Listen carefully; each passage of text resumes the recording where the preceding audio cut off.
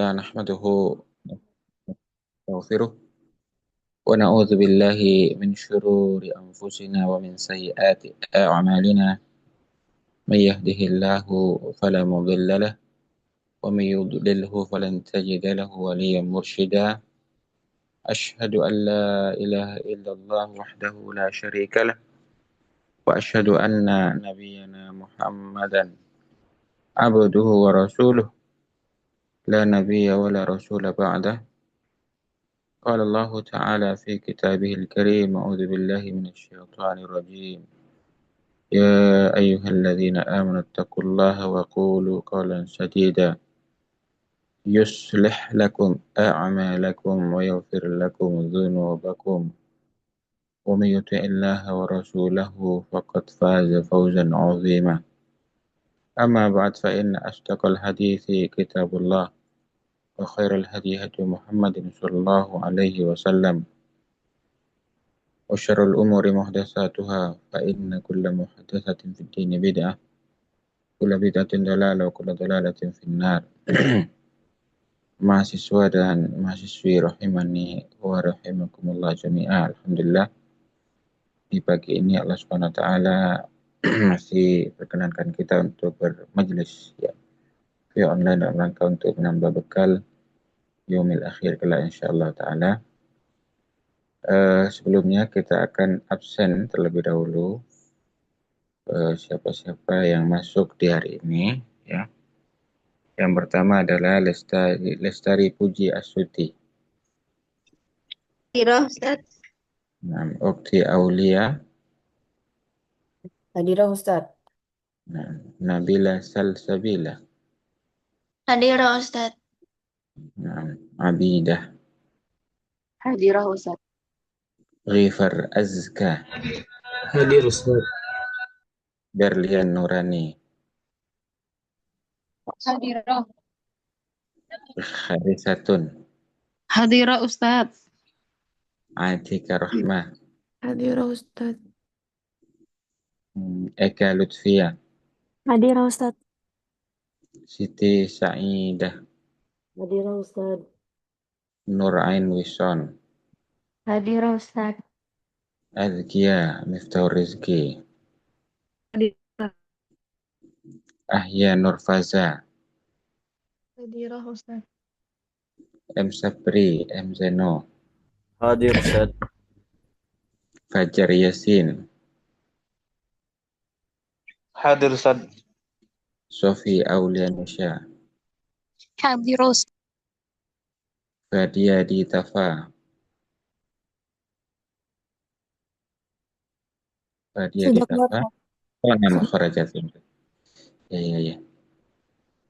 Roisul Fasal mungkin bisa diusulkan ya untuk ini biar tidak lupa terus ya. Nah, Nazma Fauzan. Hadir Ustaz. Teguh Utami. Hadirah Ustaz. Najwa Lupita. Najwa lama ya. Nurul Farah. Hadirah. Hadir.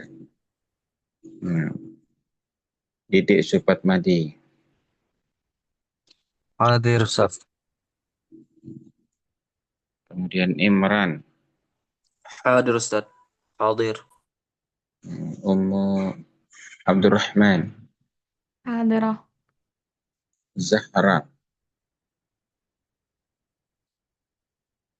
Zahra lama ya.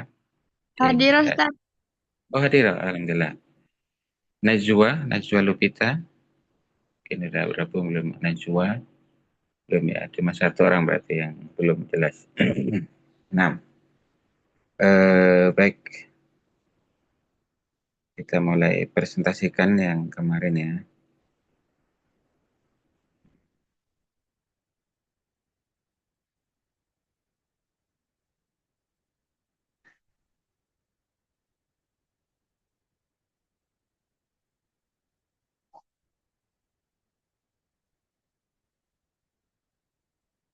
Baik. Ikhwan dan akhwat sekalian.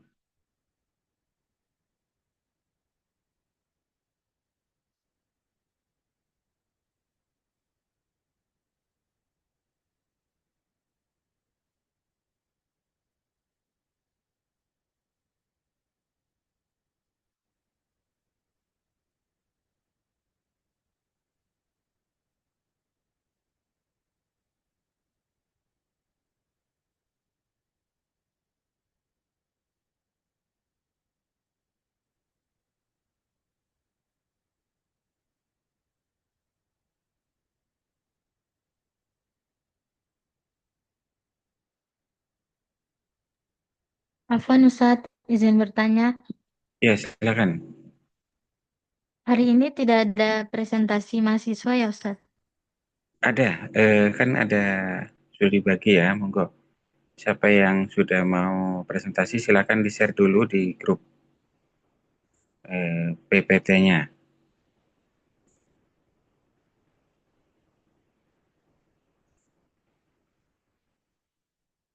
Nur Ainwiswan gimana, siap tidak? Nah Ustadz, sudah siap. Oh ya, ya silakan. Kalau mau,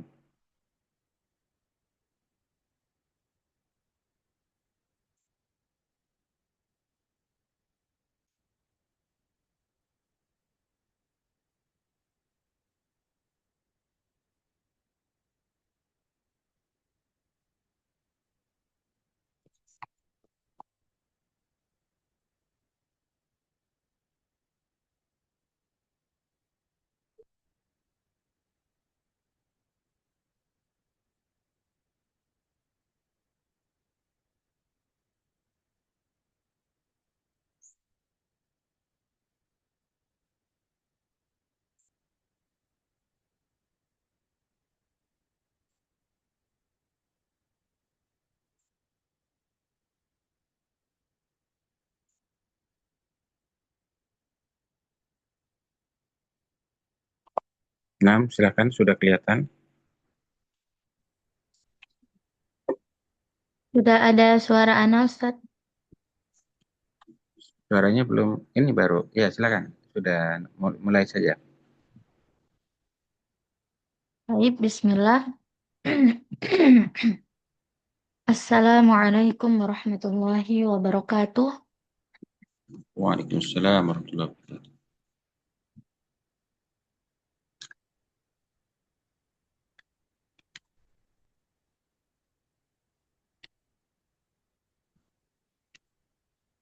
Baik, Afwan. Alhamdulillahirabbil alamin. Wassalatu wassalamu ala Rasulillah sallallahu alaihi wasallam wa ala alihi wa ashabihi ajma'in. Amma ba'd. Baik, syukran jazakumullah khairan atas waktu yang diberikan kepada Ana. Izinkan Ana untuk mempresentasikan materi yang berjudul Metode Pengajaran Bahasa Arab Tradisional dan Modern. Bahasa Arab diajarkan dengan dua pendekatan. Yang pertama, metode tradisional dan metode modern. Tujuannya untuk memahami perbedaan dan relevansi keduanya. Nah, metode tradisional, ciri-cirinya yaitu guru sebagai pusat pembelajaran, siswa lebih banyak mendengarkan dan mencatat, banyak menggunakan metode terjemah gramatika, hafalan kosakata dan teks, qawaid dan mufrodat, penekanan pada aspek teks tertulis, yaitu membaca kitab kuning dan memahami nahu sorof. Kelebihan metode tradisional yaitu memberikan dasar yang kuat dalam kaidah bahasa atau gramatika. Kemudian cocok untuk memahami literatur klasik, kitab kuning, dan teks formal. Disiplin dan sistematis. Kemudian kelemahan dari metode pengajaran bahasa Arab tradisional yaitu kurang mengembangkan keterampilan komunikasi atau speaking dan listening.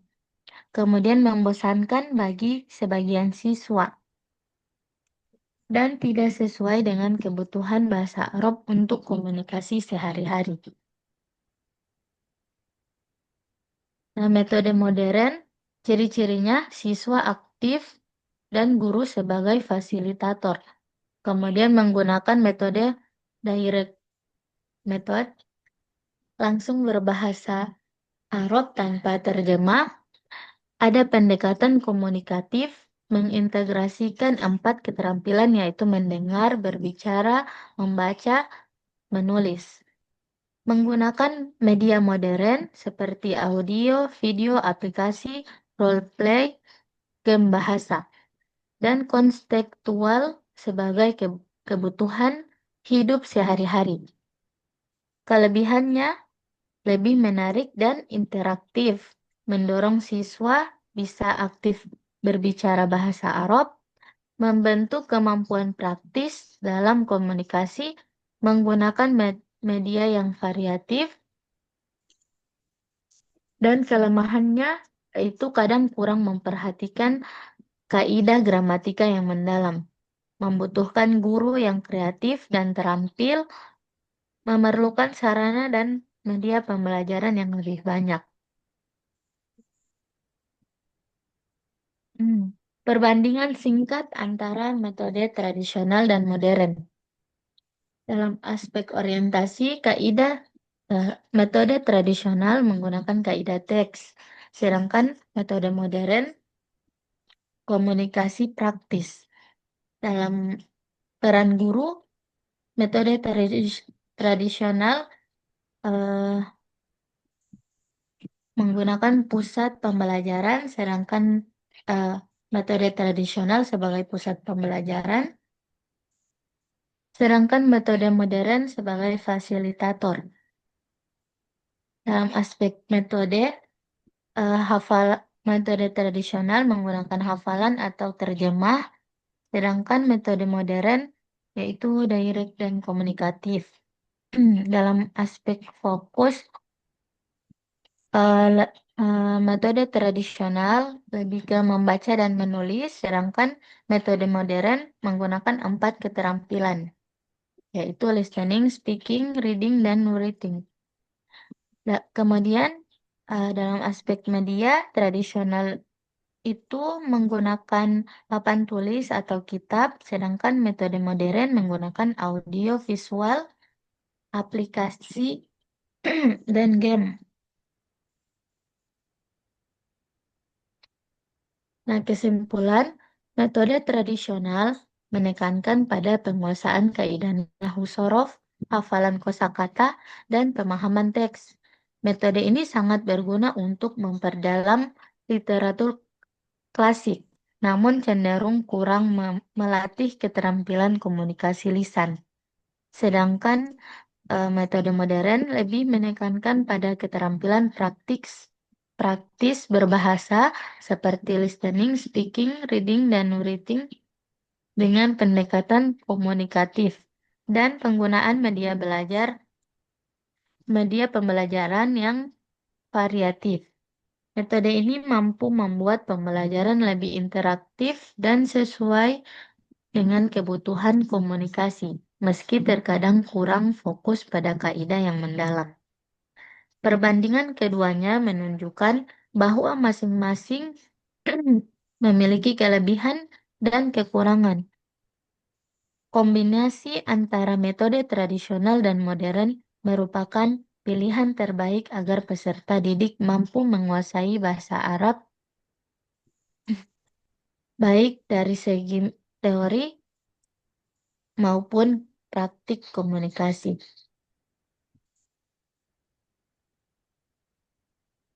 Baik, syukran, jazakumullah khairan. Mohon maaf bila banyak terdapat kesalahan dan kekurangan dari Ana. Ana tutup. Wassalamualaikum warahmatullahi wabarakatuh. Waalaikumsalam warahmatullahi taala wabarakatuh. Alhamdulillah, masya Allah, tabarakallah. Ya, metode pengajaran modern dan tradisional, masya Allah, yang sudah dikupas ya oleh saudari kita Ainun Wison Hasan ya, Ain Wison Hasan. Masya Allah, ini jadi penguat kita ya, satu informasi menarik bahwa zaman dulu itu nggak kenal dengan komputer, nggak kenal dengan Zoom atau yang lain-lain, tapi mereka bisa menguasai kitab-kitab klasik ya, bisa membaca kitab yang tidak ada harokatnya, bahkan Al-Quran dulu tidak ada titiknya, Masya Allah, tabarakallah. Nah, akhirnya sekarang ada harokatnya, namun kesungguhan orang zaman dulu dengan orang sekarang jauh berbeda. orang dulu sanggup untuk berjalan ribuan kilometer mungkin ya untuk mencari ilmu baru. Nah, bahkan dalam kitab Adab Talib Ilmu dengan Syekh Dr. Ahmad Ruzun itu digambarkan mereka berjalan satu negara ke negara gitu ya, atau bahkan ada yang kok zaman lebih lamanya lagi itu berjalan dari ujung Yaman menuju ujung Syam misalnya. Nah, itu untuk apa? Untuk menuntut ilmu. Ya, bahkan ada yang hanya untuk mencari satu hadis saja mereka mengorbankan waktu 1 bulan. Masya Allah, tabarakallah, ini suatu hal yang menarik sebenarnya. Nah, di zaman sekarang lebih fokus ke muhadasah, tidak ke qiraah, kitabah, dan sebagainya. Nah, tentu mungkin ada positifnya, ada juga negatifnya. Ya, zaman sekarang cari fatwa cukup di ya apa namanya maktabah syamilah misalnya ya, atau di Google cari web-web mana yang dikelola oleh masyayikh atau murid-muridnya. Nah, zaman dulu mungkin harus berjam-jam, berhari-hari untuk nyari fatwa. Fatwa fulan, fatwa fulan, fatwa fulan, begitu ya. Nah, jadi ya itulah apa namanya fenomena ya, fenomena zaman dahulu. Baik, ikhwan dan akhwat sekalian, eh, ini menarik ya untuk diambil faedah bahwa kita harus perlu bersyukur dikasih kemudahan, tapi sisi lain tetap harus meniru bagaimana perjuangan mereka, kesungguhan mereka dalam mencari ilmu. Begitu juga kita di hari ini tidak apa namanya tidak lupa ya kepada bagaimana perkataan Imam Syafi'i menyatakan syarat menuntut ilmu diantaranya khirsun. Khirsun itu semangat, semangat nggak ada pun dicari-cari ya, intinya mencari ilmu tapi tidak mencari kesalahan atau kurangan ya, karena kalau ini terjadi tentu orang tidak akan ada orang menuntut ilmu ya kan, apa, karena selalu mencari cari kekurangan. Alhamdulillah ya, tapi yang pasti bahwa kita sungguh-sungguh dalam menuntut ilmu ya. Jadi belajar dan terus belajar. Nah, kalau ada kekurangan ya kita cari lagi ya di tempat-tempat yang mungkin bisa melengkapi ya. Baik, ikhwan dan akhwat sekalian, mungkin ada yang mau presentasi lagi setelah ini. Kalau tidak ada, mungkin saya presentasikan yang kemarin Anda share ya. Bagaimana? Baik. Hmm, kita sharekan yang kemarin, baru nanti ke kitab ya. Kalau misalnya ada waktu ke kitab, sebenarnya kitab lebih betul ya, karena memang hari-hari harusnya kita makanannya ini. Maksudnya banyak ketemu kitab-kitab salaf.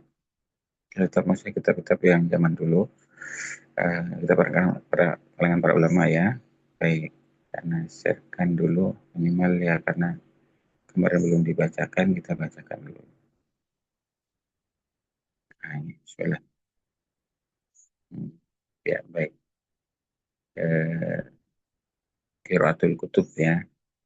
Hari ini dan tiap tahun ada eh, agenda Qiraatul Kutub ya, lomba-lomba ya, lomba ya, kalau di Kemenak itu menjadi penyelenggaranya biasanya, dan habis menang kecamatan mungkin akan dilombakan di kabupaten, provinsi, nanti baru nasional gitu ya. Baik, Qiraatul Kutub menjadi satu kekhasan di dunia pesantren ya, dan menjadi bagian dari penguasaan bahasa Arab ya. Di kemampuan membaca, memahami, menafsirkan kitab-kitab ya, eh, dalam hal ini utamanya adalah Al-Quran, kitabullah, kemudian hadis Nabi SAW, kemudian kitab-kitab yang lain yang ada fikih, tafsir, dan sebagainya. Kenapa ini dilakukan? Penting untuk pengembangan literasi ya. Jadi untuk bagaimana memahami isi Al-Quran, memahami isi hadis Nabi SAW, atau yang kitab-kitab karangan para ulama sebagai derivasi atau turunan dari dua sumber Al-Quran dan hadis, ya, maka juga perlu dipelajari. Di beberapa kampus, seperti di kampus-kampus di Jawa Timur itu ada beasiswa biasanya, apa S2, apa S3 gitu, bahkan dari S1 ya. Satu ada, S2 ada, S3 ada. Dan salah satu tesnya adalah kompetensi membaca kitab. Ya, membaca kitab. Kalau kemarin itu anak tanya-tanya katanya, ya kitab fikih ya, kitab fikih yang biasa dipelajari di pesantren. Nah, nanti disuruh menjelaskan, boleh pakai bahasa daerah atau nanti ditafsirkan pakai bahasa Indonesia. Gitu. Jadi, itu yang beasiswa S2, S3 di Jawa Timur, tapi HTP-nya harus Jawa Timur ya. Jawa Timur itu selama kepemimpinan gubernur yang baru, ya ini kembali lagi jadi yang lama jadi baru lagi, itu salah satu tesnya itu adalah bisa baca kitab. Nah, ikhwan dan akhwat sekalian, kita lanjutkan. Ya, maharoh kiraatul kutub. Nah, ini maharohnya apa ya? Maharoh itu adalah keterampilan atau kemampuan. Kemampuan, kemahiran. Qiraatul kutub membaca. Kutub itu jamak dari kitab. Jadi jamak dari kitab maka membaca banyak kitab. Membaca karya ilmiah yang dikarang oleh para ulama dengan tepat. Dengan tepat itu maksudnya domanya, kasrohnya, fathahnya, sukunnya misalnya. Dia bisa membaca dengan tepat. Yang kedua, memahami maknanya. Yang ketiga, menafsirkan isinya. Bisa memahami isinya. Setelah kan ada kadang-kadang tidak mudah dipahami, maka perlu ditafsirkan. Ya.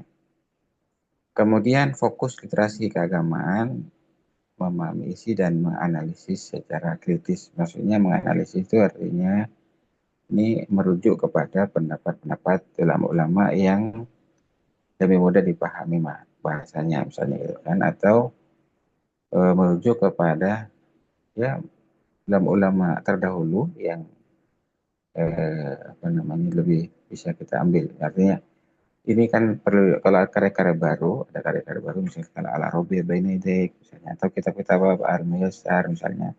Nah, itu perlu dikritisi kadang-kadang ya. Kelebihannya apa, kekurangannya apa. Kelebihan sudah mudah semua orang terima, tapi kekurangan ini yang perlu kita tambahkan. Oh, sebaiknya begini, kita juga sampaikan pada penulis untuk ditambahkan misalnya ya. Seperti itu. Tapi memang ya boleh diterima, boleh ditolak ya. Kan pendapat ya. Dapat. Tapi kalau misalnya dari editor mungkin diterima. Jadi kalau misalnya ada orang yang punya bakat untuk mengkritisi, bagusnya jadi editor. Ya, jadi editor sehingga editor itu macam-macam ya. Ada editor bahasa, ada editor konten. Ya, kalau ada editor konten ya cocok yang kritis-kritis seperti ini, cocoknya di konten. Nah, sehingga bisa pas ya. Nah, editor. Nah, dan nanti kalau sudah berkritisi lama-lama ya mungkin bisa buat kitab sendiri kalau memang sudah punya kafah ilmu ke sana ya. Dan ciri ulama kata Syekh Dr. Ahmad Kunsun itu adalah memiliki karya. Ulama itu punya karya, punya peninggalan kitab-kitab ya, walaupun kitabnya berbahasa Indonesia misalnya. Ya, lebih aktualnya pakai bahasa Arab kalau memang punya kemaharuh ke sana ya. Baik. Atau mentalkhis. Mentalkhis itu apa? Meringkas. Ya, meringkas. Meringkas. Karena punya ringkasan dua kitab. Ya, dari kitab Multaqat Abu Syariah. Kemudian ada kitab yang lain ya. Kitab Min Akhlaqis Salaf. Ada dulu dipakai di MA ya. Baik, kemudian ikhwas sekalian, ada macam-macam maharoh qiraatul kutub. Yang pertama, maharoh yang pertama yang paling mudah dan paling banyak digemari ya adalah tilawah kitab. Tilawah kitab itu membaca kitab dengan benar sesuai dengan kaidah bahasa Arab, kaidah eh, nahwu sorof, ya, menekankan pelafalan huruf, tanda baca dan struktur bahasa. Ya, jadi membaca kitab, ya tentu kitab-kitab klasik kan tidak ada harokatnya, ya maka membaca dengan benar. Kemudian yang kedua, tafsir kitab. Tafsir kitab itu memahami makna teks kitab, menerapkan konteks historisnya, sosialnya, dan ilmu pengetahuan terkait. Ya, tafsir kitab itu sekali lagi di apa namanya disesuaikan dengan misalnya kepakarannya, ya. Jadi kalau misalnya kitab nahwu berarti yang menafsirkan sebaiknya adalah pakar nahwu. Ya. Kita terkait dengan usul fiqh berarti harus penafsirnya adalah pakar di bidang itu, ya biar tidak salah dalam menafsirkan. Juga dilihat sosialnya, bagaimana kondisi seperti zaman itu misalnya, ya, sehingga kalau misalnya taruh ada penyimpangan dan lain-lain bisa menjelaskan kenapa bisa seperti ini misalnya, ya. Nah, bisa maklumi juga. Jadi ijtihad kan eh, apa namanya, kalau benar dapat pahala, kalau salah juga, jika sudah sungguh-sungguh, ya artinya sudah sungguh-sungguh untuk memahami, insya Allah Ta'ala tidak masalah, ya, kecuali dia sengaja menyelewengkan atau sengaja untuk membelokkan dari kebenaran, tentu dia dapat dosa dan bahkan lebih daripada itu, ya. Jadi artinya sekali lagi bahwa seorang ulama dia sudah sungguh-sungguh kok salah misalnya, ya insya Allah Ta'ala, ya manusia, ya, bukan bukan Rasul, ya, itu bisa aja salah. Makanya Imam Syafi'i menyatakan innama ana basyarun, semua ini manusia, saya bisa berkata A di pagi hari, sore berkata B misalnya, saja. Ini imam besar, ya, manusia, apalagi yang bukan, maksudnya di bawah, levelnya di bawah itu, ya, yang beliau aja bisa innama ana basyar, ya bisa aja saya salah, bisa saya benar, ya, bisa saya benar, bisa salah, bisa benar. Maka kemudian ketika pendapat saya berselisih dengan hadis sahih, fatruku qauli, maka tinggalkan pendapatku. Itu kata Imam Syafi'i, ya. Baik, kemudian ada tahlil, ada takhrij, ya. Tahlil itu menganalisis isi atau argumen dan argumen kitab. Jadi dia tidak hanya membaca tapi juga mengkoreksi, ya. Analisis, memberikan argumen, oh ini begini, oh ini begini. Ya, seperti misalnya ada Syalbani, ya, misalnya menganalisis hadis, oh ini sahih, ini hasan misalnya, ya ini dhaif, ya. Kemudian takhrij, menelusuri sumbernya dari mana ini, pendapatnya siapa, ini sumbernya dari mana misalnya, ya, diambil ada enggak, apalagi kalau hadis, ya harus telusuri sampai sampai kemana sampai kepada Rasulullah SAW ini, ya, nyambung nggak dengan Rasulullah atau terputus, misalnya terputus dari siapa. Nah, inilah takhrij, ya. Para pakar-pakar hadis itu dia meneliti ininya. Ini, oh kenapa ini dhaif? Oh karena ada nama ini misalnya, ya. Meneliti sumber, referensi atau ayat yang digunakan.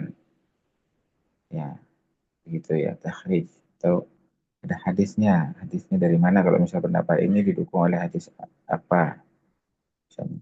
Atau dia itu ngambil pendapat ini, dalilnya dari mana misalnya. Seperti itu. Jadi takhrij, ya, mencari, ya, sumbernya dari mana. Dia tidak hanya satu buku ini, dia cari buku-buku dan kitab-kitab yang lain yang mendukung, ya. Nah, dan itu ini lebih sulit, ya, filologi. Jurusan filologi itu membahas tentang ini, ya. Bahkan ya dicari di artefak-artefak, ya, zaman dulu dulu banyak kitab-kitab itu yang belum dikitabkan, maksudnya dibukukan seperti sekarang, ya. Masih, ya, di penulisan zaman kuno, ya, yang tersimpan di pelepah-pelepah kurma misalnya, kayak di, ya, Al-Quran seperti dulu ya. Di kitab-kitab juga ada yang masih tersimpan dalam penulisan-penulisan kuno yang belum dibakukan seperti buku-buku atau kitab-kitab yang ada sekarang. Banyak ya, kalau antum punya ini bisa masuk namanya jurusan filologi ya. S2-nya filologi, S3 filologi, jadi doktor filologi misalnya. Nah, itu Masya Allah. Tapi tentu perlu kesungguhan ya.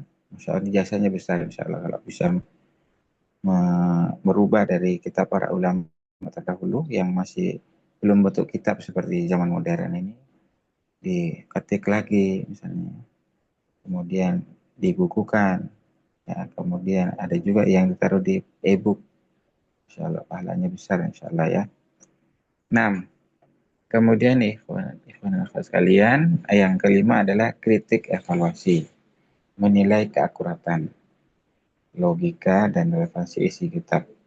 Ya, ini kalau mahasiswa ada yang mau untuk menganalisis, tapi tentu perlu ada dasar yang kuat ya, untuk menilai ya, keakuratan masalah data, ya, data penelitian orang sebelumnya misalnya. Tapi kan penelitian itu berbeda ya.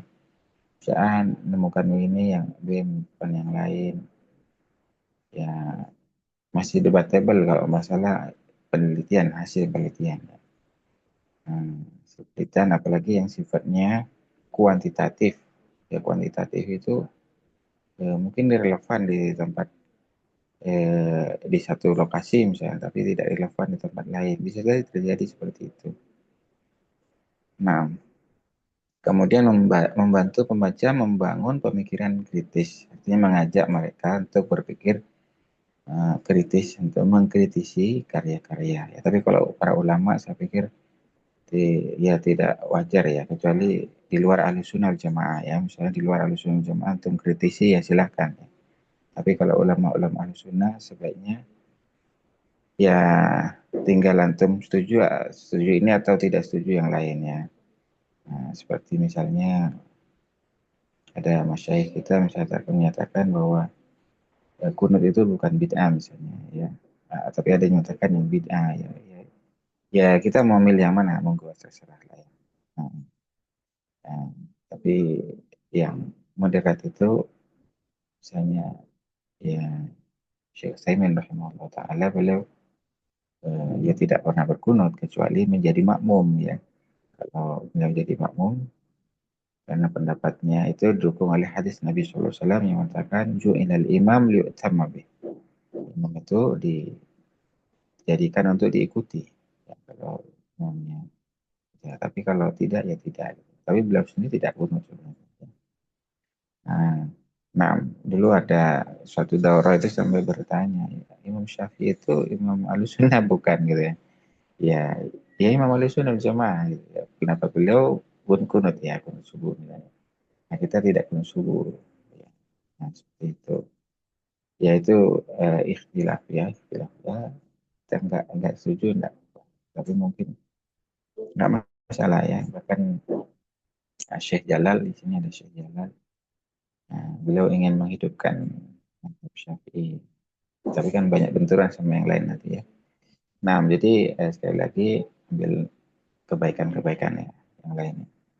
Beliau ingin tidak ya bahkan sampai bilang ya kami ini adalah Imam apa namanya pengikut Imam Syafi'i yang sebenarnya tidak ada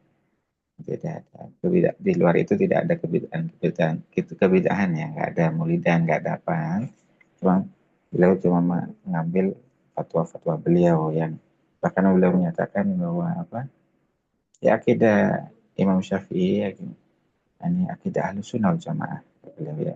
Nah, tapi ada beberapa yang milisi tentu ya tentu ini juga dikritisi ya. Nah, kemudian ikhwan akhwat sekalian ada namanya yang ini pakai bahasa Inggris ya. Hmm, summarizing and teaching. Maksudnya eh, merangkum ya merangkum poin-poin penting ya. Talkhis kalau bahasa Arabnya ya. Talkhis. Jadi membaca untuk diambil poin-poin pokoknya. Karena ada penjelasannya panjang ya. Jadi antum belajar apa misalnya ya syarah kitab. Nah, syarah kitab juga panjang lebar biasanya. Nah, kita ambil poin-poinnya. Kemudian teaching ya, tadris, mengajarkan isi kitab kepada murid atau kepada pembaca. Jadi meringkas biar mudah untuk dipelajari untuk kelas-kelas awal, kelas menengah misalnya. Di kelas tinggi barangkali mereka butuh penjelasan yang panjang karena sudah melalui tahapan tadi ya. Oh, yang ringkas sudah dipelajari, baru yang lebih luas lagi penjelasannya. Nah, tapi untuk yang kelas-kelas rendah itu bisa jadi dia eh, apa namanya perlu ada telkhisnya ya seperti yang antum mungkin lihat di kitab-kitab yang ada di SW ya. SW itu sekarang udah MTS ya. SW itu biasanya talkhis itu merangkum dari kitab-kitab para ulama yang disesuaikan dengan eh, apa namanya Kemenak ya. Maksudnya ada silabus dari Kemenak. Kitabnya dibuat dari merangkum dari kitab-kitab para ulama. Nah, tentu itu dibaca dulu kan, kita dibaca dulu poin-poin mana yang terus kemudian diambil poin-poin pokoknya. Ya, kemudian tujuannya kalau tadi kan baru macam-macam maharatul qiraah ya. Tujuannya yang pertama membaca kitab dengan benar dan lancar itu yang pertama ya. Jadi itu adalah membaca kitab dengan benar. Mungkin kalau antum jadi juri Qiraatul Kutub maka dia akan lihat apakah bacaannya sudah benar semua sesuai kaidah eh, nahwi wa sarfiyah misalnya dan lancar tidak. Nah, ya dua-duanya iya. Terus nanti penilaian yang lain bisa mentafsirkan enggak, bisa apa namanya mengajukan pertanyaan dan sebagainya ya. Kemudian memahami pesan dan maksud penulis, ini penting ya. Jadi tidak hanya bisa membaca tapi juga memahami pesan dan maksud dari penulis. Mengembangkan wawasan keagamaan tentu ya. Jadi tujuan dari membaca itu tidak hanya membaca tapi juga memahami isinya dan untuk kemudian diambil sebagai suatu ilmu dan itu diamalkan ya. Diamalkan. Baik, kemudian berikutnya menumbuhkan kemampuan analisis. Kemampuan analisis. Jadi maksudnya bahwa setelah membaca untuk tingkat-tingkat menengah terutama tingkat menengah tingkat tinggi harus mulai punya kemampuan menganalisis berita. Kalau ini berarti berita menganalisis informasi ya, menganalisis isi kitab. Nah, isi kitab. Oh, ini sesuai dengan pendapatnya siapa. Kemudian diinterpretasikan. Interpretasi secara kritis. Artinya didudukkan pendapat ini kenapa bisa begini. Nah, misalnya, karena berdasarkan ya seperti kemarin ada Syekh Arif misalnya ya, ada pendapat eh, bahwa tahiyat itu ada 3 versi, ada yang bersumbernya dari sahabat Abdullah bin Abbas, ada sahabat Ibnu Umar, ada ya misalnya gitu ya, sahabat Ibnu Mas'ud, Abdullah bin Mas'ud misalnya. Jadi artinya berbeda versi karena ya dari sumber ulama di kalangan sahabat juga berbeda. Walaupun bedanya enggak banyak, cuma tambahan ada apa namanya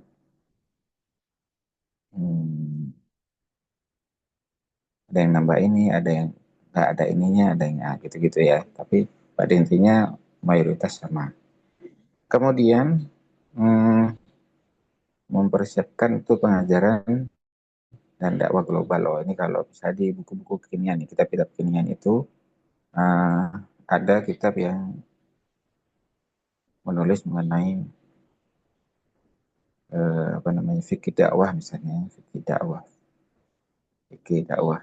bagaimana dakwah yang selaras dengan sunnah gitu ya.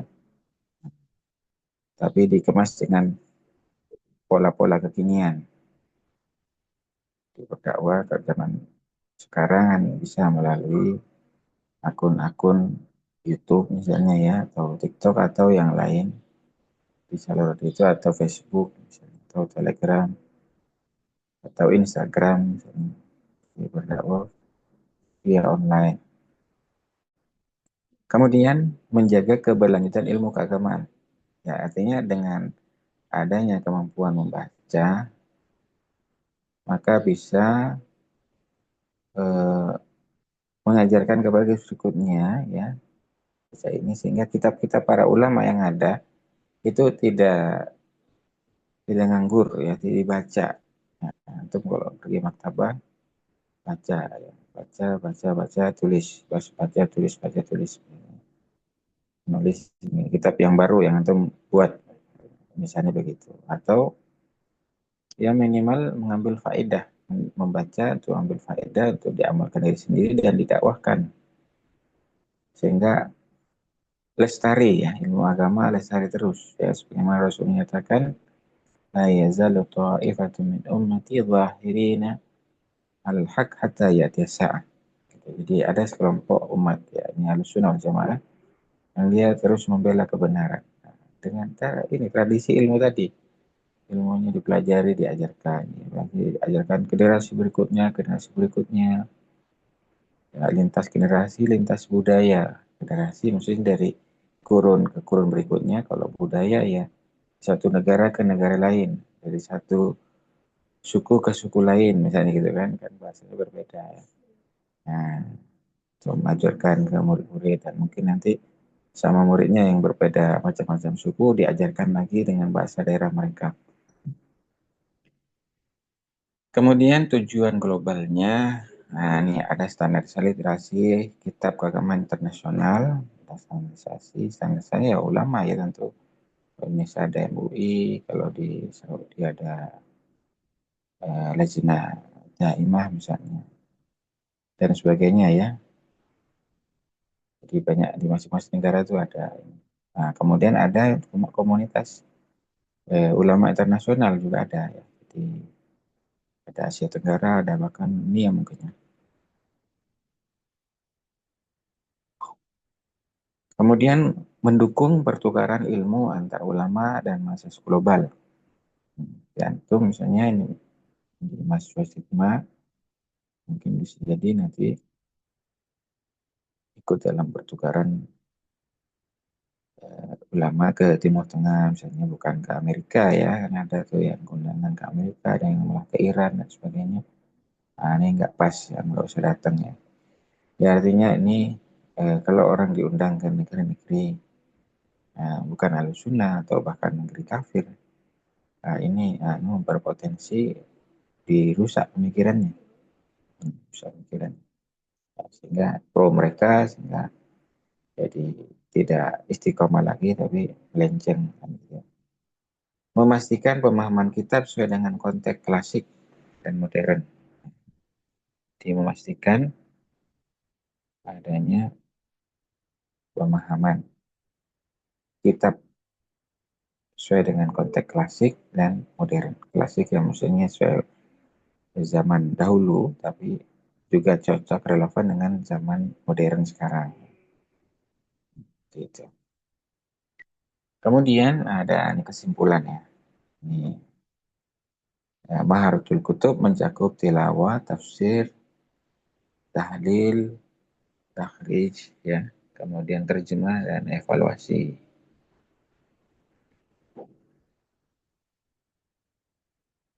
Kemudian tujuannya apa? Untuk mendapatkan pemahaman, bisa menganalisis, melakukan pengajaran. Jadi guru perlu membaca ya, ustadz-ustadzah perlu membaca.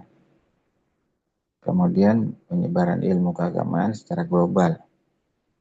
Nah, global. Jadi antum ya hari ini belajar sigma, bisa jadi mungkin jadi guru di Saudi, bisa jadi ya, baik di sekolah Indonesia atau sekolah-sekolah swasta, atau bahkan sekolahnya kerajaan Saudi misalnya ya, bisa jadi. Ya, kalau memang Allah takdirkan ke sana ya.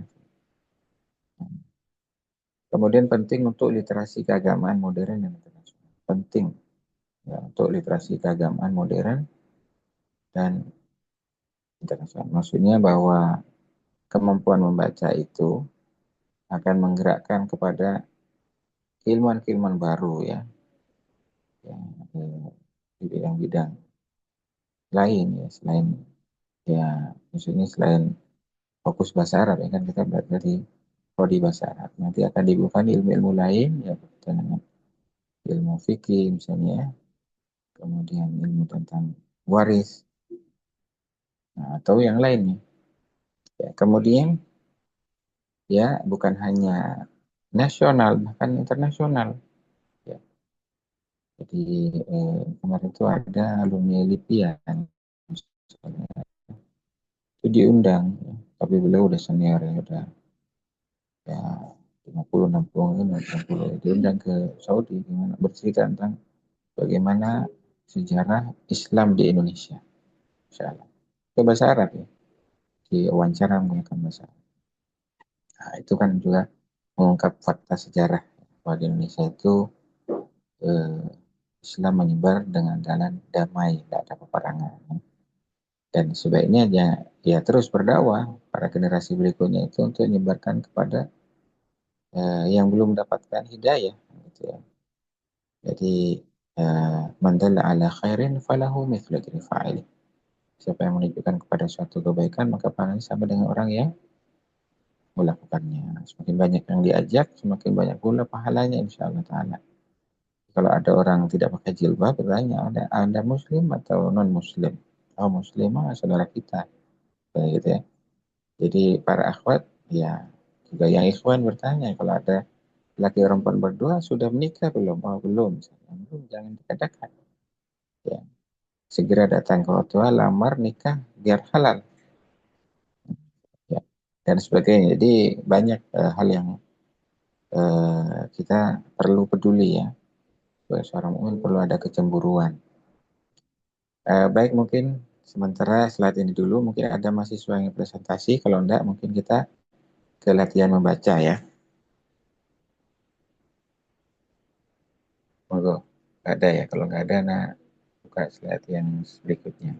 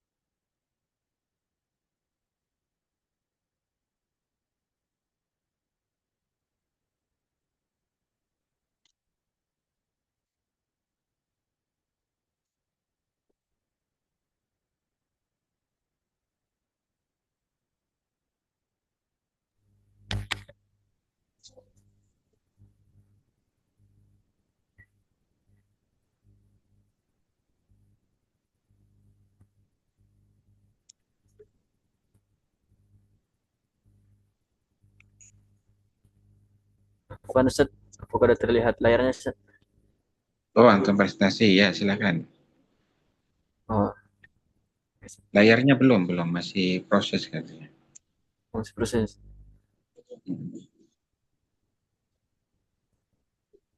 Apakah sudah terlihat Ustaz? Sudah kelihatan. Ya, silakan ya. Nah,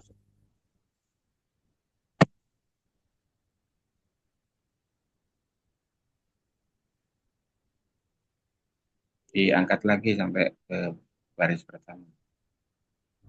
baik Ustaz.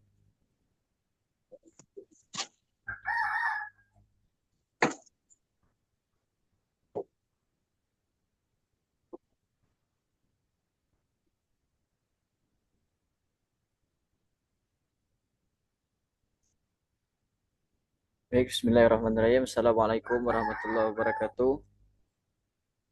Waalaikumsalam warahmatullahi wabarakatuh.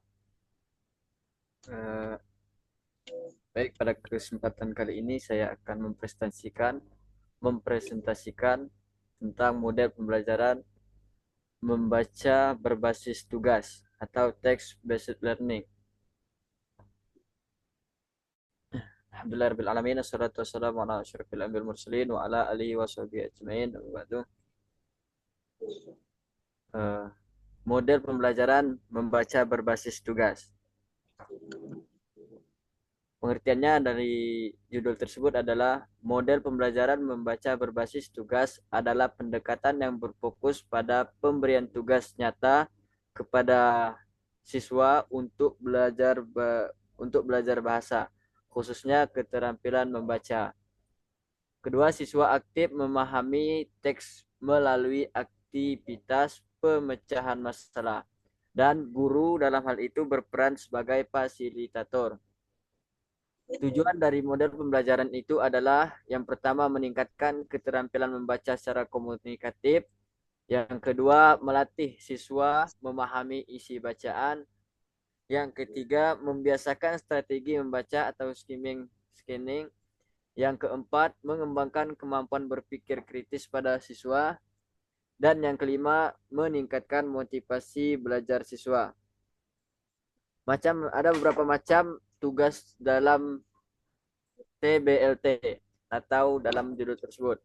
Yang pertama, listing text, membuat daftar informasi dari bacaan. Yang kedua, ordering and sorting text, mengurutkan atau mengelompokkan informasi. Yang ketiga, comparing text, membandingkan dua teks. Yang ketiga, problem solving text, mencari solusi dari bacaan. Yang selanjutnya creative text atau ringkasan dan mind map. Yang selanjutnya adalah gap filing text, melengkapi teks. Langkah-langkah dalam TBLT dalam membaca, yang pertama adalah free text, pengantar, membangun konteks, memberi kosakata kunci kepada siswa yang akan diberi tugas. Contoh, guru menanyakan tentang pembelajaran tersebut. Yang kedua, well text, siswa membaca teks dan mengerjakan tugas. Dan yang ketiga adalah post text, presentasi, diskusi, refleksi. Contoh, siswa mempresentasikan yang berkaitan pada pelajaran tersebut. Kesimpulan, TBLT berpusat pada tugas nyata untuk memahami bacaan. Yang kedua, siswa aktif, guru sebagai fasilitator. Dan yang ketiga, tahap free text, well text, post text. Dan yang keempat, membantu siswa lebih kritis, komunikatif, dan termotivasi. Jazakumullah khairan ala ihtimamikum. Mungkin sekian presentasi saya. Kalau ada kesalahan saya mohon maaf. Itu datang dari anak sendiri. Saya akhiri. Assalamualaikum warahmatullahi wabarakatuh. Waalaikumsalam warahmatullahi wabarakatuh. Masya Allah, tabarakallah. Ini presentasi singkat ya, Masya Allah. Nanti kalau bisa lebih lebih lama lagi presentasinya ya. Strategi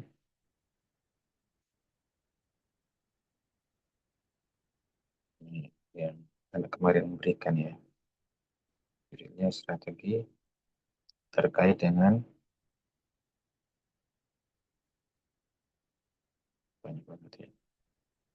Yang bisa beri Zeno ini strategi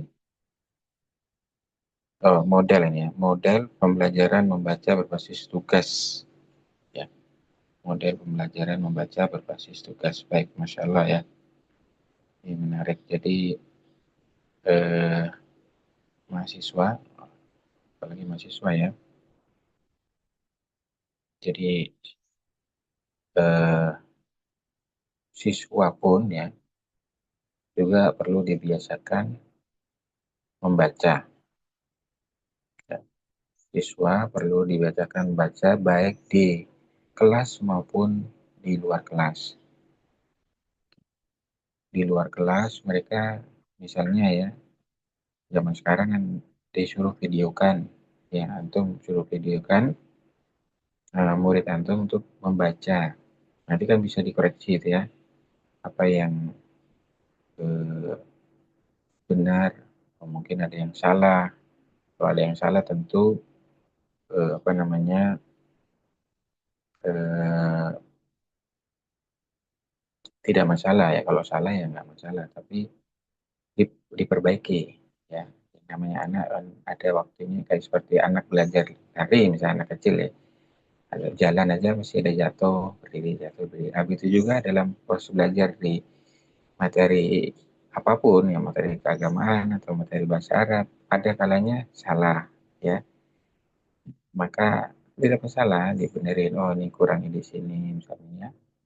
Seperti itu. Jadi apa namanya perlu ada upaya-upaya untuk mem, apa namanya mengkoreksi ya.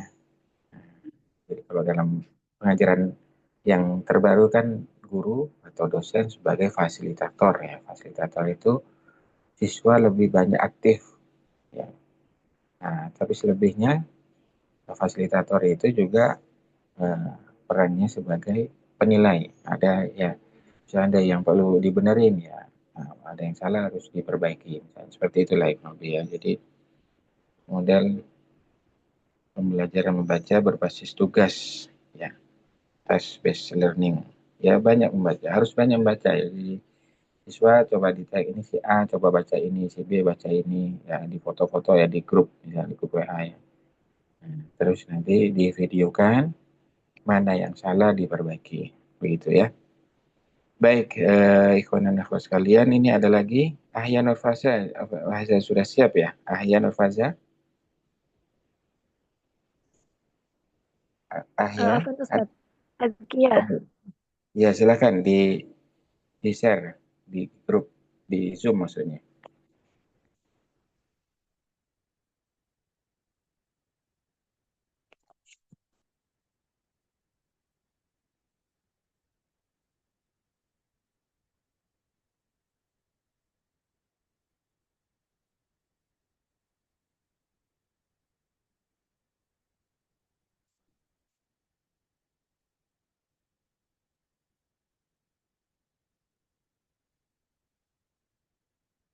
Apakah sudah terlihat di layar Ustaz?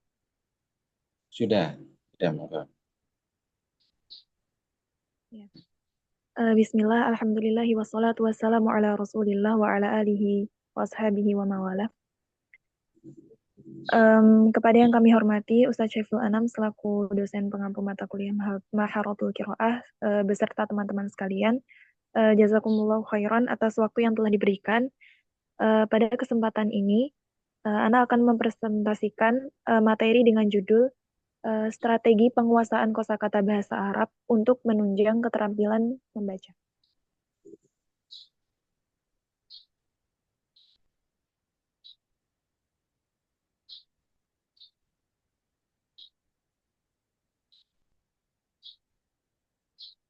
Nah, mengapa diperlukan strategi untuk pembelajaran itu? Menentukan strategi yang tepat dan efisien untuk mempelajari kosakata bahasa Arab itu bukan sekedar pengejaran akademis saja, melainkan sebuah perjalanan menuju pemahaman dalam mempelajari agama. Jadi bahasa Arab itu adalah bahasa Al-Quran, sehingga memegang peranan penting dalam studi Islam dan praktik keagamaan sehari-hari. Sehingga mempunyai urgensi untuk mempelajari, sehingga urgensi untuk mempelajarinya itu sangat tinggi. Nah, maka dari itu perlunya strategi itu sangat membantu.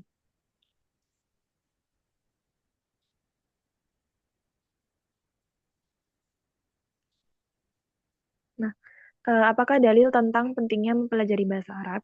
Dalam Quran Surah Yusuf ayat 2, Allah berfirman, Inna anzalnahu Qur'anan Arabiyyan la'allakum ta'qilun.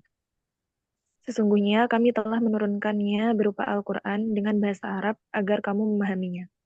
Ayat ini menekankan pentingnya memahami bahasa Arab untuk memahami ajaran Islam seutuhnya.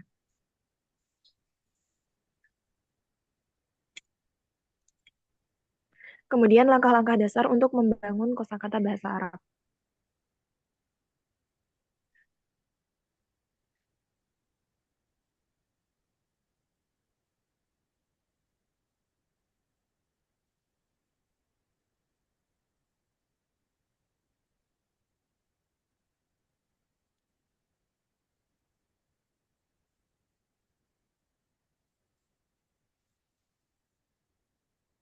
Afwan Ustadz, sebentar. Ini lagi loading. Ya.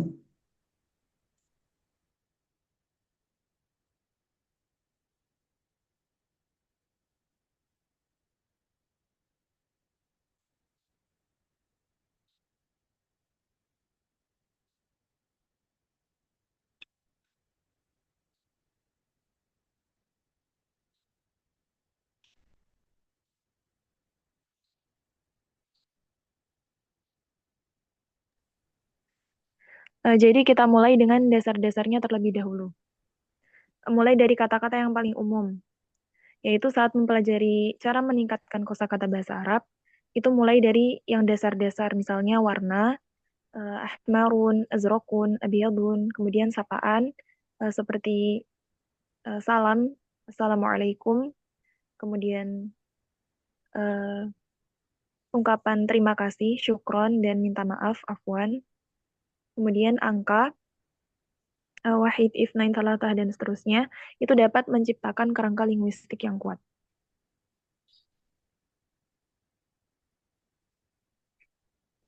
Kemudian dengan pembelajaran konstekstual, yaitu pelajari kata-kata dalam kalimat dan frasa yang umum ditemukan dalam Al-Quran. Metode ini tidak hanya memudahkan mengingat kosakata, tetapi juga memperdalam pemahaman dan memperkaya spiritual, sehingga pembelajaran itu akan lebih bermakna.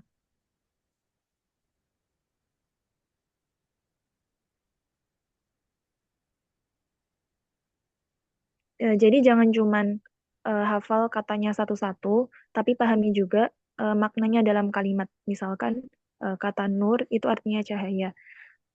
Kalau di ayat itu artinya tidak hanya cahaya secara langsung seperti itu, tapi bisa berarti cahaya iman, hidayah, seperti itu. Jadi kita dalam membacanya itu lebih nyambung ke maknanya.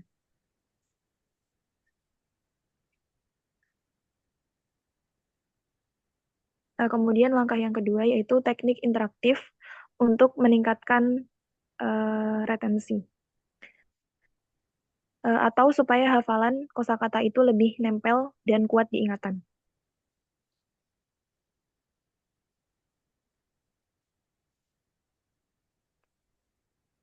Ya, yaitu dengan cara spaced repetition atau pengulangan yang berjarak. Teknik mengulang kata dengan jarak waktu tertentu. Strategi ini melibatkan peninjauan kata-kata secara berkala. Jadi, memberikan waktu bagi otak kita untuk menyerap informasi di antara jarak tadi. Teknik ini memperkuat kata-kata dalam ingatan secara efektif dan berkelanjutan. Jadi teknik mengulang kata dengan jarak waktu tertentu itu misalnya hari ini kita belajar 10 kosakata, kemudian besoknya lagi kita ulangi, kemudian 3 hari lagi kita ulangi, seminggu lagi kita ulangi. Jadi otak itu akan makin kuat menyimpan kosakata itu. Namun selingi juga dengan tambahan kosakata di setiap intervalnya.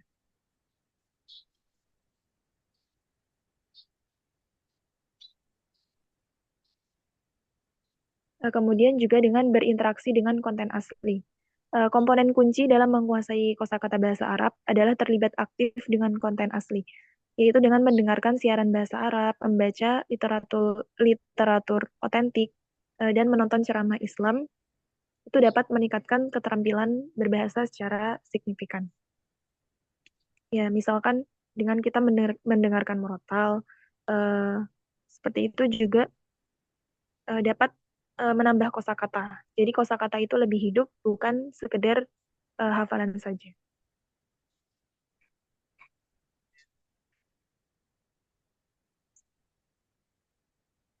Kemudian yang ketiga yaitu belajar secara terstruktur.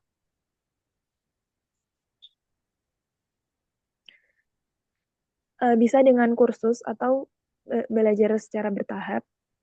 Dan kita memulainya itu dari dasar dulu, kemudian ke tingkat yang menengah, kemudian baru ke tingkat yang lebih lanjut. Kenapa kita tidak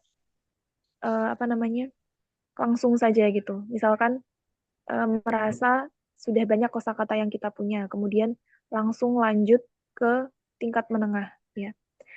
Jadi ketika kita langsung menuju ke fase yang langsung ke tingkat yang lebih tinggi, itu akan membuat kita menjadi lebih merasa terbebani. Kemudian nanti berujung ke rasa malas yang membuat kita tidak semangat lagi belajar.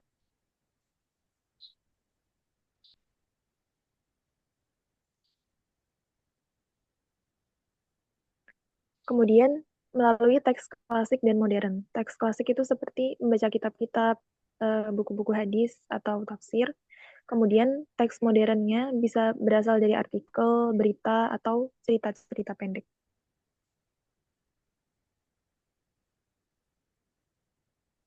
Kemudian bisa dilakukan dengan belajar kelompok, yaitu diskusi bersama teman dengan cara latihan tanya jawab atau buat kuis sederhana untuk memperdalam pemahaman. Jadi dengan belajar kelompok itu kita juga bisa saling memotivasi, kemudian memperbesar rasa semangat.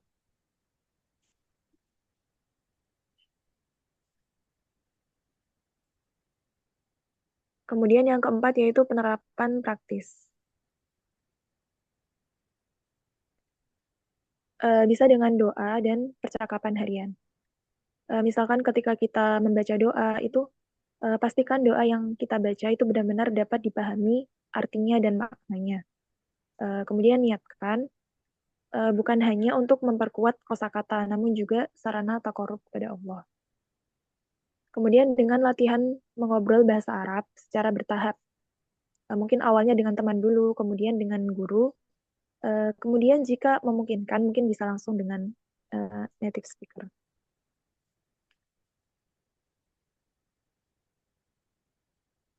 Kemudian kita juga dapat melakukannya dengan latihan menulis, dengan cara membuat jurnal harian. Misalkan kita tulis kegiatan dalam bahasa Arab, ya walaupun sederhana, misalkan kegiatan sehari-hari, seperti itu. Kemudian menulis kreatif, seperti puisi, cerita pendek, dan dalam latihan menulis ini, itu mulai dari hal-hal yang paling kita sukai dulu, atau yang paling mudah untuk ditulis, supaya kita tidak merasa terbebani di awal, sehingga ketika sudah terbebani, itu akan menghambat mood untuk belajar menulis.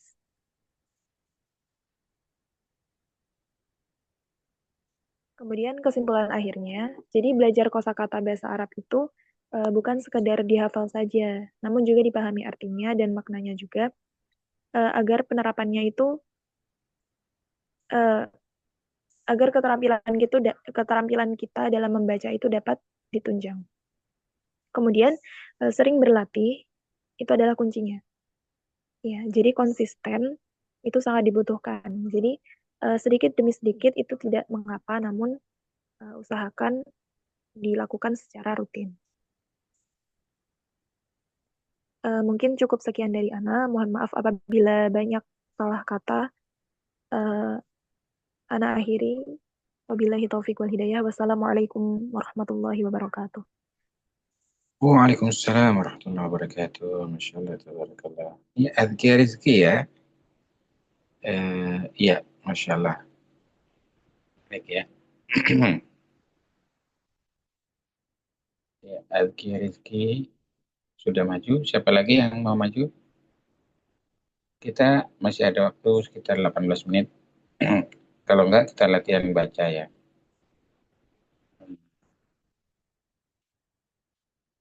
Tadi Ahya sudah siap ya? Oh ini lengkap ya, Pak Jari ini Pak siap. Nah, kalau ini ada 2 orang berarti ya, monggo kalau mau, oke, kalau enggak kita sharekan kitab ya, gimana? Ana Sad. Oh, antum ya, silakan ya. Iya, Ustaz.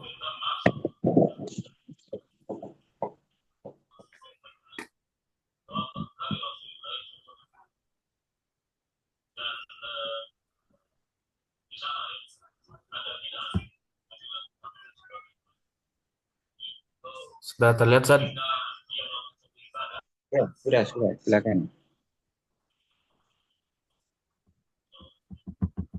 Oke, bismillah. Assalamualaikum warahmatullahi wabarakatuh. Alhamdulillah, wassalatu wassalamu ala rasulillah wa ala alihi wa sahbihi wa man walah, amma ba'd. Baik, puji serta syukur kehadirat Allah Subhanahu wa taala yang telah memberikan kepada kita nikmat dan karunia sehingga kita masih bisa berkumpul di dalam majelis yang semoga Allah rahmati ini. Pertama-tama yang saya hormati yaitu Al-Ustadz Saiful, dan yang saya hormati pula teman-teman seperjuangan. Baik, di sini saya akan mempresentasikan yaitu yang bertema penerapan pendekatan komunikatif dalam pembelajaran membaca.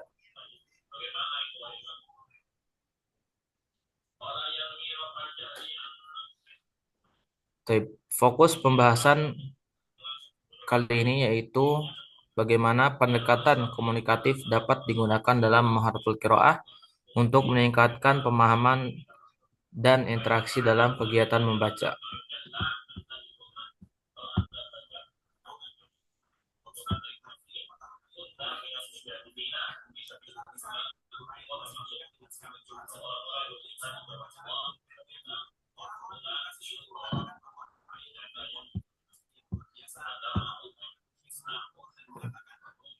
Latar belakang.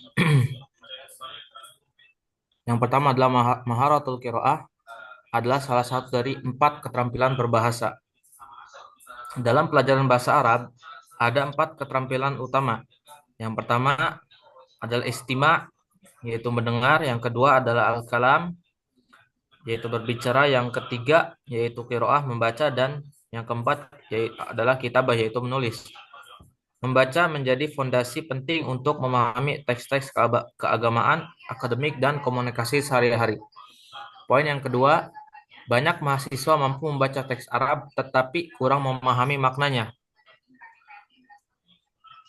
Masalah yang sering terjadi adalah mahasiswa hanya bisa membaca huruf dan lafaz, tetapi tidak benar-benar mengerti isi bacaan. Ini menunjukkan adanya kesenjangan antara kemampuan mekanik membaca dan kemampuan memahami. Poin yang ketiga, diperlukan pendekatan yang tidak hanya menekankan teori, tetapi juga komunikasi dan pemahaman konteks. Yaitu pembelajaran membaca harus melibatkan proses berpikir, berdialog, dan mengaitkan teks dengan realitas. Pendekatan komunikatif sangat relevan untuk tujuan ini. Kemudian pengertian pendekatan komunikatif.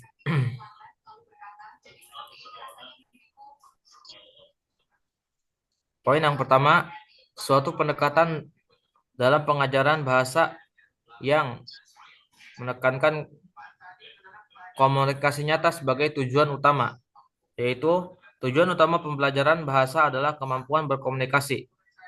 Oleh karena itu, teks digunakan sebagai media untuk berinteraksi, bukan sekedar bahas bacaan. Poin yang kedua, pemahaman makna lebih penting daripada sekedar kaidah, yaitu fokus bukan hanya pada tata bahasa, tetapi pada pemahaman isi dan makna bacaan. Kesalahan kecil dalam struktur tidak terlalu dipermasalahkan selama komunikasi dan pemahaman berjalan. Poin yang ketiga, menghubungkan teks dengan situasi kehidupan nyata, yaitu teks dipilih atau diolah agar relevan dengan pengalaman mahasiswa, sehingga mereka dapat merespon dan berdiskusi secara alami. Poin yang keempat, yaitu fokus, meaning over form, yaitu pendekatan komunikatif lebih mengutamakan pesan daripada bentuk bahasa. Kemudian pembahasan berikutnya adalah tujuan penerapan. Poin yang pertama, meningkatkan kemampuan teks berbahasa Arab, yaitu dengan metode interaktif, mahasiswa tidak hanya membaca cepat, tapi benar-benar mengerti isi teks. Poin yang kedua, mengembangkan kemampuan berdialog tentang isi bacaan. Setelah membaca, mahasiswa bisa membahas isi teks dengan teman atau dosen dalam bahasa Arab. Yang ketiga, menghubungkan bacaan dengan pengalaman sehari-hari. Hal ini membantu mahasiswa memahami makna teks dalam konteks nyata, bukan sekedar hafalan. Yang keempat, membentuk keterampilan membaca yang interaktif bukan pasif, yaitu mahasiswa tidak hanya mendengar dosen, tapi aktif bertanya, menjawab, dan berdiskusi.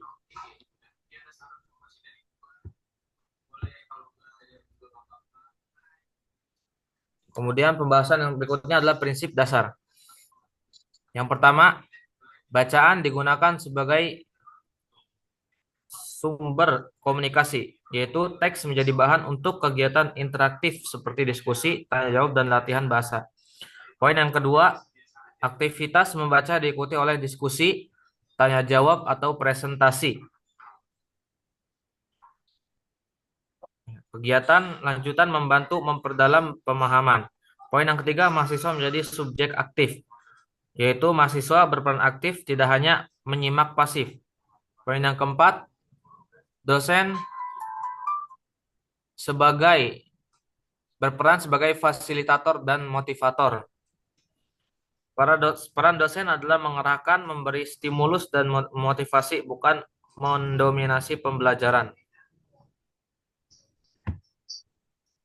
Pembahasan berikutnya yaitu strategi penerapan.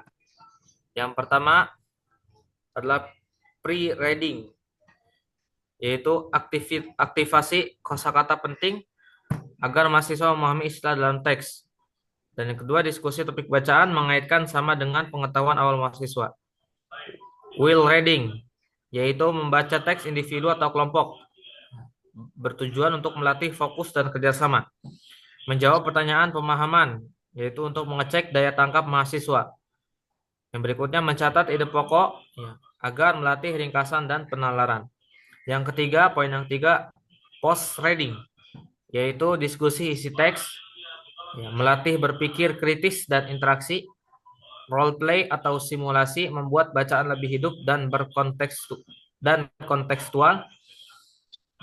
Yang berikutnya, menyimpulkan pesan, memastikan pemahaman menyeluruh. Pembahasan yang berikutnya yaitu kelebihan pendekatan komunikatif.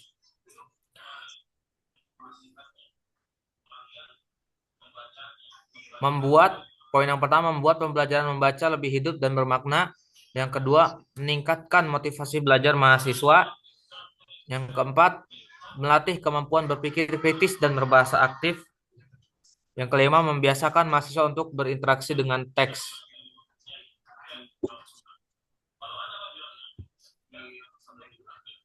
Kemudian pembahasan yang ke-9 yaitu tantangan. Poin yang pertama, mahasiswa kurang kosakata, yang artinya perlu pendampingan.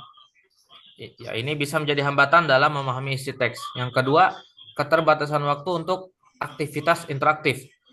Aktivitas interaktif membutuhkan waktu lebih lama dari metode ceramah. Poin yang tiga, kreativitas dosen, yaitu dosen perlu merancang kegiatan yang menarik agar pendekatan ini efektif. Kemudian solusinya, yang pertama adalah memberikan daftar kosakata sebelum pembelajaran, agar mahasiswa tidak terhambat saat membaca. Poin yang kedua, menggunakan media visual atau audio untuk mendukung teks. Gambar dan suara membantu pemahaman konteks. Poin yang ketiga, menerapkan kerja kelompok agar lebih efektif. Mahasiswa bisa saling membantu dalam memahami teks. Poin yang keempat, pembelajaran bertahap, yaitu materi disusun dari mudah ke sulit untuk menghindari kejenuhan dan kebingungan. Kesimpulannya, pendekatan komunikatif menekankan pemahaman makna dan komunikasi nyata. Fokus utama bukan sekedar struktur, tetapi pemahaman. Poin yang kedua, relevan dalam pembelajaran Maharo Al-Qiraah, karena dapat meningkatkan kemampuan membaca dan memahami teks Arab. Yang ketiga, membantu mahasiswa tidak hanya membaca, tetapi juga memahami dan mengomunikasikan isi bacaan. Yaitu mahasiswa menjadi membaca aktif dan komunikatif, bukan membaca pasif. Yang terakhir, yaitu penutup. Belajar membaca bukan hanya mengenali huruf, tetapi juga memahami makna dan menyampaikan kembali dalam komunikasi. Oke, mungkin ini saja. Ya, syukran. Hadza minni. Assalamualaikum warahmatullahi wabarakatuh. Assalamualaikum warahmatullahi wabarakatuh. Ini agak berisik ya, suaranya ada double suara yang lain ya. Labas, maaf muskilah mungkin karena di Iya, Ustaz. satu pondok Ada ya. Di yang pondok apa? kuliah juga saya di sini, Ustaz. Oh ya, Iya, ada yang kuliah online juga, Ustaz. maaf, maaf, labas, maaf muskilah. Baik ikhwan dan akhwat sekalian. Jadi apa yang kita dengarkan tadi komunikatif itu ketika membaca kitab kan kita komunikatif, ini ada yang nggak bisa ya dikomunikasikan. Oh nih, jadi dosen bertanya, kemudian mahasiswa menjawab. Nah, kalau nggak bisa kita bantu, misalnya kan ini komunikasi namanya ya, komunikatif. Kan ada, kalau ada video segala macam itu persiapan lebih banyak ya. Di video itu harus mencari di mana, gitu. Kadang 40 motong-motong, nah motong-motong juga perlu keahlian sendiri ya. Di mana yang perlu dicuplik misalnya ya kan. Nah, tentu ya perlu waktu lebih banyak untuk mempersiapkan ya. Nah, maaf ya muskilah. Yang pasti kita terus komunikatif ya. Semampu kita komunikatif itu tidak hanya satu arah. Nanti mahasiswa boleh bertanya. Antum jadi sebagai guru nanti ya. Ketika berada di kelas itu siswanya boleh bertanya kapan saja boleh, ya kan? Nggak harus ini. Kalau di Ana ya boleh. Ini sebagai kelas online. Kalau ada yang mau bertanya boleh mengajukan tangannya, gitu kan. Baru nanti oh silakan Fulan mau bertanya apa. Gitu. Lalu juga di kelas komunikatif itu penting ya, sangat penting sekali. Apapun di komunitas mana saja kita harus komunikatif. Kalau kita tidak komunikatif maka nanti ada celah-celah setan masuk, ada iya macam-macam lah ya. Komunikatif aja mungkin ada orang puas tidak puas, tapi eh, ya sejauh yang apalagi kalau tidak komunikatif, nggak ada kesempatan bertanya, nggak ada kesempatan untuk diskusi misalnya. Nah ini lebih jauh lagi ya. Dalam keluarga juga perlu komunikatif. Kalau nggak komunikatif nanti bisa buyar, ya kan? Eh, ya perlu ada komunikasi. Yang sudah menikah, tentunya yang belum menikah ya nanti belajar gimana caranya mengkomunikasikan keinginan-keinginan, termasuk juga ada feedback misalnya dari apa namanya zauj atau zaujahnya. Ini kan bagaimana mendiskusikan, bagaimana mencari solusi dari persoalan-persoalan dan sebagainya. Nah, begitu juga seorang guru siswanya kan banyak, ada berapa tuh? Ada 20, ada 40 misalnya, 40 banyak, banyak banget ya. Idealnya itu maksimal 32 kalau nggak salah ya, 32 atau 33. Satu kelas maksimal itu banyak banget. Idealnya 20 satu kelas ya.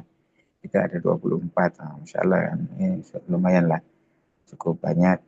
Ideal, cukup ideal sebenarnya, 24 masih ideal ya. Jadi ini suatu menarik ya bahwa pembelajaran harus komunikatif. Komunikatif, kuncinya komunikatif. Kalau tidak komunikatif, maka nanti bisa ya ada satu hal yang tidak kita inginkan ya. Mungkin ada begini, begini, begini. Nah, makanya disampaikan ya, babul ilmu soal misalnya, pintu ilmu adalah bertanya. Kemudian bertanya kapan ya, di kapan dikasih kesempatan ya. Kalau gurunya memberikan kesempatan kapan saja, berarti bertanya kapan saja. Tapi ada guru yang tidak membolehkan bertanya di tengah atau di awal, bertanya di akhir. Monggo, jadi disesuaikan gurunya maunya seperti apa ya. Tapi kalau ditanya di belakang itu harus menulis ya. Oh, saya punya pertanyaan berarti ditulis. Nah, nanti pas ada kesempatan baru pertanyaan itu digunakan. Kalau tidak, bisanya lupa. Ya, jadi kadang pertanyaan itu muncul di saat yang oh ada penjelasan ini kita nggak paham. Tapi nggak ditulis, karena lupa nanti. Nah, maka pertanyaan perlu juga ditulis. Nah, begitu juga misalnya ketika kita mendengar ceramah syekh atau syekhah ya. Oh, ada kosakata yang kita nggak paham, ditulis. Tulis, nanti dicari di Mu'jam, cari di kamus. Atau kalau memang kita juga kebingungan menafsirkan apa perkataannya, ya kita tanya, maksudnya bagaimana ini kan gitu ya. Maksudnya bagaimana. Jadi seperti Rasulullah SAW misalnya suka ditanya sama sahabatnya, maksudnya apa? Ya, maksudnya apa kan gitu ya. Ya seperti itu ya wajar ya. Rasulullah adalah teladan kita sebagai guru terbaik ya. Guru terbaik di sepanjang zaman. Sepanjang zaman. Maka ya kita perlu mencontoh beliau yang memberikan kata-kata yang simpel tapi punya makna besar, punya makna yang luas, mendalam maksudnya. Nah, kadang-kadang nggak paham ya bertanya. Rasulullah juga sabar dengan menghadapi sahabatnya, menghadapi ya komunitas yang tidak suka misalnya orang-orang kafir ya kan, orang kafir ada perang-perang macam-macam itu karena mereka tidak suka. Tidak suka kaum muslimin dan kaum muslimin juga mendakwahi dengan nasihat, tapi setelah itu perang kan gitu. Kalau perang itu banyak sekali perang ya. Nah itu pun setelah kaum muslimin siapa gitu kan. Kalau nggak siap ya jangan dulu gitu. Ya kita ada saudara kita di Palestina, masya Allah ya, tidak berimbang ya. Satunya dia punya peralatan canggih, yang satu ya Hamas masih cuman jumlahnya kan kecil ya. Sementara saudara kita lebih sedikit lagi dan mungkin mereka senjatanya terbatas. Banyak yang kaum sipil yang tidak punya senjata tapi jadi korbannya. Nah itu jadi maksudnya ya kembali ke pokok kita bahwa pembelajaran harus komunikatif. Nah, ikhwan dan akhwat sekalian, mungkin ada pertanyaan. Berarti hari ini tidak ada praktek membaca, ya insya Allah pekan depan ada ya. Terus akan mungkin lebih awal praktek. Nah, kemudian nanti baru ada presentasi ya. Ini waktunya sudah habis 8.40. Nanti tunggu di kelompok berikutnya ya di mata kuliah yang lain. Naktafi bihadza. Afwan, sebelum Anda tutup, mungkin ada Najwa Lupita. Ada kan tadi belum ada ya, belum hadir. Najwa, hadira Hadir, amla. Oh, hadir hadira. Ustaz. Oh iya iya iya. Hadir berarti ya. Nah, naktafi bihadza wa nad'u subhanahu wa ta'ala bi du'a kafatul majlis. Subhanakallahumma hamdika asyhadu an la ilaha illa anta astaghfiruka wa atubu ilaik. Assalamualaikum warahmatullahi taala wabarakatuh.